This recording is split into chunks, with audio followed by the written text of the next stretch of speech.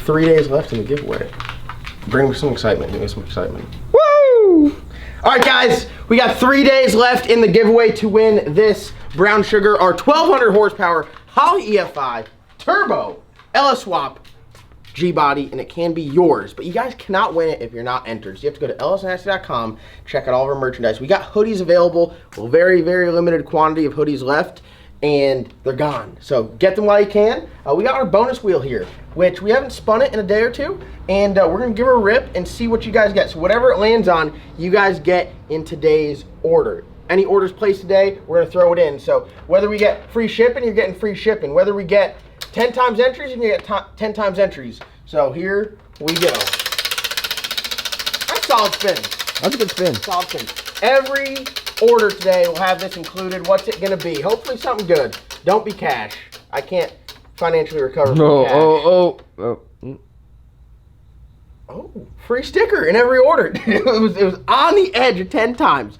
Free sticker. Have you done free stickers yet? No, I haven't done free stickers. I got some badass stickers going to you guys. Every order today will have some LS Nasty stickers in it and the chance to win brown sugar. Woo! Everybody's woo! You happy? You hungry? She's always hungry. Look at her, she's thick. What is today's video? Slick Rick. Today's video is Slick Rick. We are in the... Happy birthday, Mom. Everyone wish Matt's mom a happy birthday in the comments. Yep. Just load the comments up with happy birthdays for Matt's mom in today's video. There you go. So we're in the... What's that? She put up with a lot. Oh yeah, I can imagine. Oh, yeah. I can imagine. You can have them back because we don't want them no more. We're in the... Are we in the oh shit stage? We're not really in the oh shit. We're in the... No, it's just... It just seems like a lot what we got going on. So we've been working front to back, head to toe, doing a bunch of stuff. Really, I'd say the biggest thing is putting brackets and then modifying things that should come as like bolt-ons, but nothing bolt-on. Yeah, if you guys have any kind of racing stuff, like, you know, like no matter how much you spend on it, you're like, you know what, I'm not going to buy the cheap shit because I want to buy the expensive stuff that'll bolt on. It still doesn't bolt on. $1,500 valve covers, $300 burn down brackets don't fit. Yeah, I had to modify those. And you don't realize, but all this stuff, whenever you have to like stop what you're doing to modify it, that takes like an hour. So yeah, until you something like if it's something cheap, you know, it's whatever. But you know, you don't want to just start whacking on a set of $1,500 valve covers. So gotta be methodical and take your time. So we've had a failure with our welder. So our welder is the old Synchrowave 210. This will be the second time she's down for a similar issue. Something going on with the board. It loses all... the AC balance, if you guys know anything about welding, so when you're welding aluminum, your AC balance is basically your cleaning effect. So like if you look at some of the, like say this burned down tank from Steven, you can tell that he has AC balance up pretty high and there's a lot of cleaning effect on both sides of the weld. And here, where's our little test piece over here? Where yeah, we started, so I started welding on the fuel tank, and so as you guys can see here, there's like no cleaning, and that's with it turned all the way up. There's just little to no cleaning, and every time you dip the filler rod, see that black in there, you get all these impurities. So yeah, you can see, so like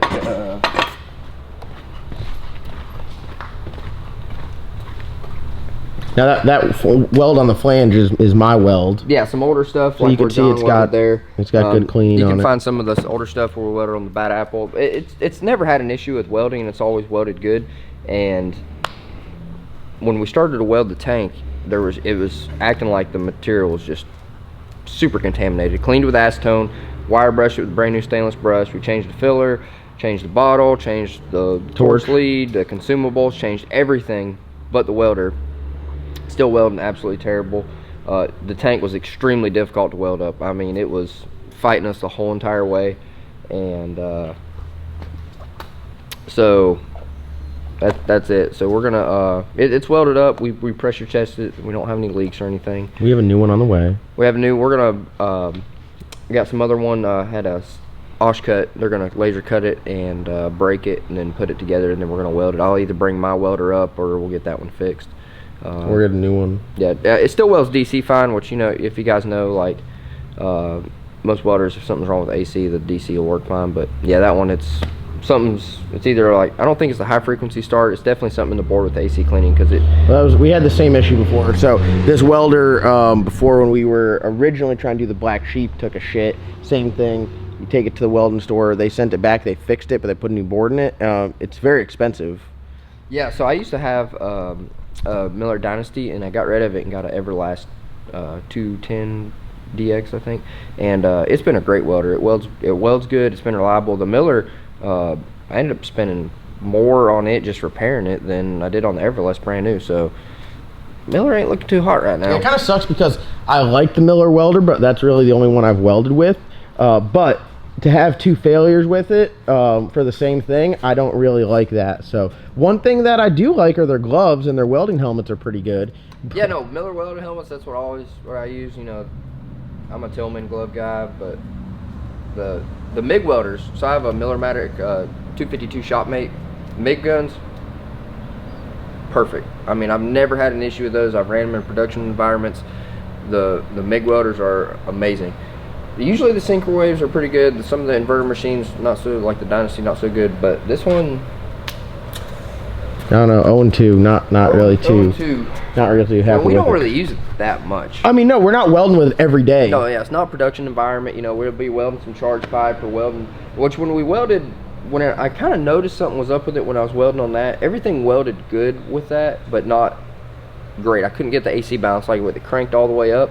That thing should be powdered sugar on both sides, and it was just not having a lot of AC cleaning effect. Yep. So we've been doing a lot of like the little busy work, putting tabs on everything here. So tabbing everything out, really getting it set up, and like this stuff takes some time. You gotta do it right. Now I welded this one side over here until John actually did the whole. He cut the bracket out and everything. He's tell people used to comment like, "Damn, John doesn't work on his own shit."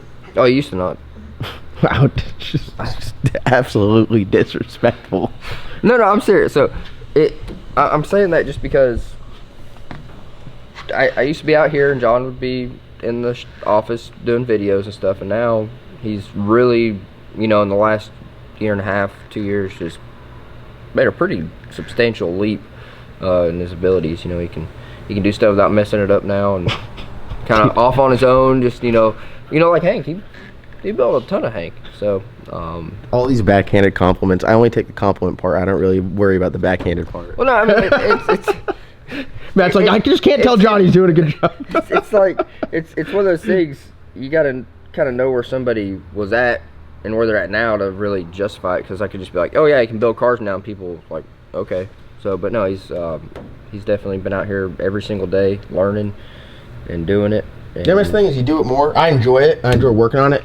Matt's a good teacher. I learn a lot of stuff from him, and I learn the right way to do it. And that's what I think a big thing is you know, I always use, and you'll hear me pick on him too about, he's like, oh, get the angle cube, or you know, use the T-bevel square. But you really need to, because when you don't use it, everything compounds off of it. So it's like, you know, you might not use it in one area, but then like if all of these brackets are crooked, it's literally gonna look like hammered dog shit. When you got all these brackets straight, you look at it and you're not like, oh, that looks good because they're all level, but you're like, that's how it's supposed to look.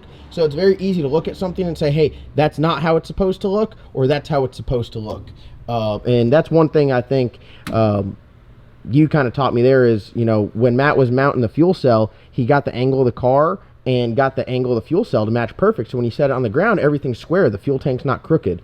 And I think like stuff like that goes a long way. And it might take an extra minute, but it's doing it right. And I think that's important. So yeah, and just like when you're putting something in there, just make sure like don't put a line next to something that you know it's going to chafe or rub, or it's going to get bound up, or it's going to be in the way. Just kind of definitely look in the future, because there's a lot of stuff you look at, you're like, oh, I'm going to put this here, and you're like, if I do that, that could be a problem. So here, you take this guy here. Well, Matt was working on the fuel tank, so we got the fuel tank kind of, this one's going to be temporary. Here, we'll show them. This one here is going to be temporary because, you know, we've had there was some contamination in the metal. When you're working with aluminum, you have to be very, very particular with how you clean it. So if you're going to clean it up with, you know, a flat disc or something, you can only use aluminum with it. if you're using stainless or anything else, it can, as Matt taught me, impregnate the metal. And you don't realize this until you do it. Yeah, aluminum is very sensitive, and it honestly, you're not really supposed to use any aluminum oxide disc when you're doing that. But you can see here, like it's not terrible, but Ava, stay. Oh, all right, packages. Oh yeah, but you guys can see here that in some of the places, like right here, it didn't weld terrible, but there's virtually no cleaning effect, and this is turned all the way up. This thing should be super white on both sides. So yeah, and you can see here, like just welding the new bung on right here. It's very right here. Like this is where we stopped and started, and there's actually some decent cleaning effect there, and then we started to weld on the other side, and it just went away again. So it's like, and when it's welding, you can hear the welder. I mean, look, this is a perfect example of right here. You know, Steven has charge pipe. See the cleaning on there, and you can really see the filler when every time he dabs, there's no contamination in it. Where it's like, if you look at this one, I don't know if the camera can pick it up, but you can see the contamination in it. So in what you guys don't understand is when I have to have everything perfectly clean to weld the aluminum, because I'm not an extremely good aluminum welder. So when it starts welding bad, like, you don't understand, like, the puddles are running away from each other, and you can't dab into anything. So it's very, as soon very as you difficult. introduce filler, it just turns into like smut. It's just a black ball of melted aluminum. It just does not. It doesn't work. So no good. So Matt got this on there. Like I said, we already got one sent off and got it. We're getting it re-broke, and then when we'll have a new welder, this welder fixed. I have mine, so I'll bring mine up. And we'll have Matt's. So we'll weld the new tank, send it off to get powder coated. We need to have this one done and all the fittings in it for plumbing reasons, because tomorrow we're heading to Brown and Miller. Up, like, you know, if we can run it. Honestly, we could race it on this tank. Yeah. And I wouldn't feel bad, because like I said, we pressure tested it, we checked it, doesn't have any leaks. It just aesthetically, you know, when we do this, we want it to look perfect, and this is just not. It doesn't fit the rest of the car. Yep. So we got these. We got our new valve covers all mocked up. These are like the old, just mock-up ones. We got some billet Pro Line ones with. You show. Slap on the bad boy. All right. Here, you can talk about what else we did yesterday. Right. We got the shocks on the car. You know, guys over at QA1 got us set up. We got the Mod Series shocks. Pretty much run them on every single car. They're amazing shocks. We did some stuff with the wheels. So this wheel, the RC comps and the AFCOs, the spindle seal, it comes with a different seal, but if you guys are using them, you're going to need this seal, because this spindle has a 1.5 inch OD and the spindle has a 2-inch ID, the one that they send. So we went and I found this seal, cross-reference. Here's part number if you guys are ever doing this, 15142 SKF, and that is the correct seal. And then bam, got us some, man, them things. This went with the CM burn down bracket, you could say. So we're going to run Brown and Miller line, which is extremely flexible. We'll run, what do you say, 60 degree and 60 degree? Yeah, maybe 260s, and then just a small line. And yeah, these, it's got a little tab here, you do that, pulls out. So we'll never have to actually take the fitting off, which is good, because like on the black sheep, we take the fitting off the valve cover every time, and if you're not super particular, you guys know you can go out the threads, and in between rounds when you're rushing or you got an issue.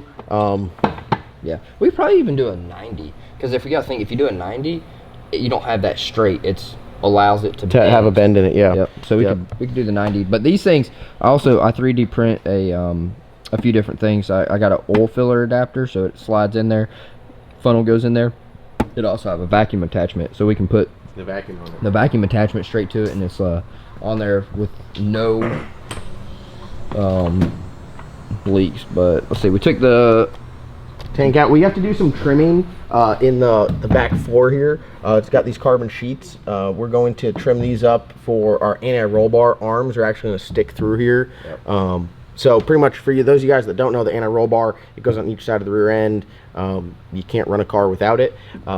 When you're running the radial stuff, you have a lot of separation, so you have to have your arms pointed up. and then as it separates, they will go down. Now, this is what a lot of people don't understand is like they go and buy a slick tire car and they're like, hey, we're going to set it up to separate. And they do. They put different shocks on there. They leave the same end links on the anti-roll bar. So at ride height, it's sitting like this. And when it separates, it locks out. Now, when you have a car that separates, the shock needs to be its limiting factor, or a chain. We don't recommend the chain, but we can manipulate some things to make it work. So you want the shock to be the limiting factor. So for one, if the anti-roll bar is stopping it, that's bad. But also, if it's stopping it, it goes pretty much like vertical, and it has the chance to invert. And if it inverts, you know, guys will wreck in the shutdown. Yeah, you go to let off the throttle, and then the car just stays up because it's bound up on the anti-roll bar. So what we do is we have longer anti-roll bar tabs made, or end links made. So all that stuff's coming today. So at ride height, you'll literally see the arm sticking up through here, and then as it goes down track at full extension, they'll be pointed down maybe at like a 45-degree angle. Yeah, you can alleviate some of this. This has 6-inch anti-roll bar arms. They have like 7 and 8-inch. The longer the anti-roll bar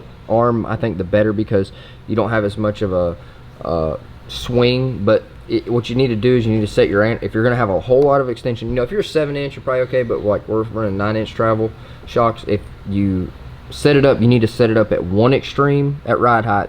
That way, at full extension, it's okay. Yep.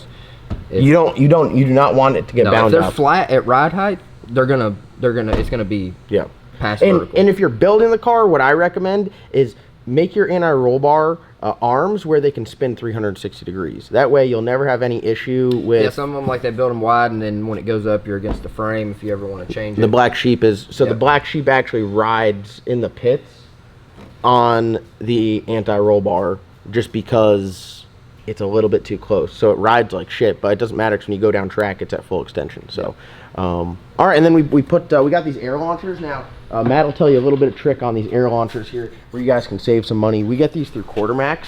We're actually going to be selling some parts here very shortly, so we're going to be offering something extremely similar to this, but in carbon fiber. So if you guys are interested in some nice parts that we use on our cars, like you guys have probably heard me mention in a few videos, we're going to start offering you guys. Should we just tell them? No. I think we'll give them a little introduction. We're going to start offering you guys parts that we use that we feel like are good quality and functional and at a good price point. Because a lot of people out here, if you're not savvy with it, like we could have paid another $150. So we would have paid an extra $300 for this, which is a whole nother air launcher setup. So all right, Matt. So here, I'll take this. You could tell them all about it. There's a lot of different ways. An air launcher setup. If you don't have a parachute and you're looking to buy a parachute, it's somewhat difficult to fit this. I mean, you can cut the trunk, put it inside the trunk surround, or however you want to call it. Whatever you do, try to get it on there, because even if you're running nitrous, like, you know, when I had MK Ultra, I just ran them off of nitrous with a regulator. They will save you so much time turning it around. It's the aggravation.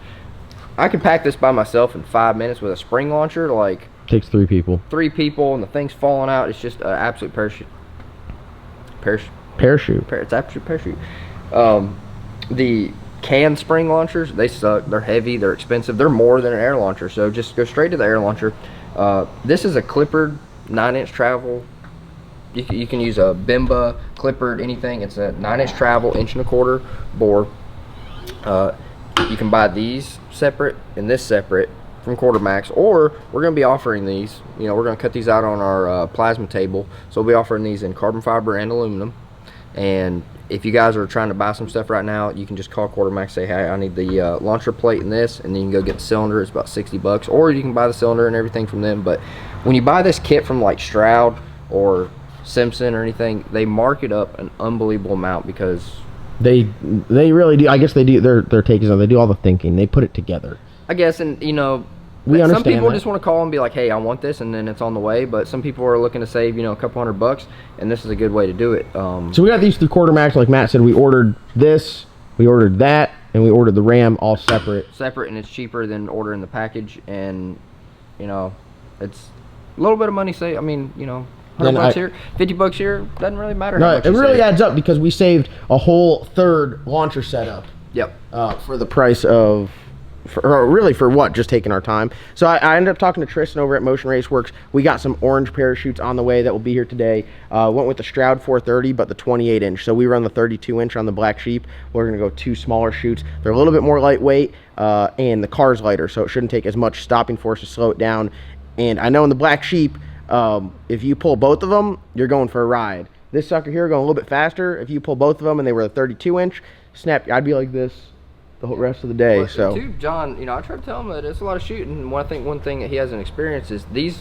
So I run a 9-inch launcher, and most people do. The Black Sheep's got like a 5.5 inch. 5.5. So that thing's really not shooting the parachute out. This thing is going to really launch that thing out. So whenever he pulls a chute, or the Holley pulls a chute, it's going to be. Yeah, so generally I like to run the 2 chutes. Matt and I, we had the conversation of running 1 chute, running 2 chutes. I prefer to run 2 chutes. For one, I'm used to it on the Sheep. I generally pull 1. So if something ever happens, like you're in the lanes and someone walks by and pops your chute out and you don't have time to fix it, generally in the Sheep I'd take it and I'd throw it in the trunk, and then I'd just pin up the second chute. This one here doesn't have a trunk. We just drag it and throw it in the door like a ratchet strap, like a tow strap. Yeah. So there are ways around it, but so like when I'd run the Sheep, you guys would see me, you know, like if we're hustling up and we're busy working on the car, turning something around, I'll just show up there to the next pass with the other chute pinned up, this one open, and then it's got the parachute in the trunk. I like running 2 chutes. If you ever go to a really, really short track, which I don't know if we'll take this to Red Springs or anything, we went to some tracks where you have to run 2 chutes to stop because the track is that short. Having them both on the car, you know, makes you feel a whole lot more comfortable. Yeah, like Greer Dragway, I think the shutdown's 700 foot. The length of the track is what the shutdown is. Yep. So, all right, well, that's going to wrap today's video. It's tough. We worked on the car till like 1 o'clock last night. It's tough to really film because, like, we spent, I'd say, probably 4 or 5 hours of the day yesterday taking stuff apart, ordering the correct hardware. We got these new wheels. The brake hardware doesn't match, so we had to order new hardware. Just like a lot Something like that. We're running around getting the axle seals, doing stuff like this is going to be for our crankcase ventilation. It goes right here. It just doesn't, doing this kind of work doesn't carry over well to video. You guys will be like, damn, this is a boring video. Kind of just like us talking about it. I'm saving you guys 18 hours of us filming yesterday just because, I mean, yeah, rather get some stuff done and then look at it, and then, you know, it's just, there's measuring for brake lines. I mean, just like all the stuff that we've been doing, a lot of it doesn't carry over. Like we did the one video where someone's like, all you guys do is stand around, where like we were talking about putting stuff in different places and everything like that. I mean, that stuff takes time. Part of it. Like, I wish it was just like we sit down here and just start doing everything and building without having to stop or think about it or anything, but that's just not the case. So well, here's our 3.5 gallon thing, air compressor putting in work. Boy, it's gonna have a hard time running the plasma cutter. All right, guys, well, that's gonna wrap up today's video. Don't forget, we're down to the last few days of the giveaway, so go to lsnasty.com to get entered to win. I'm gonna edit this video, get it out to you guys, and we'll see you guys in tomorrow's upload.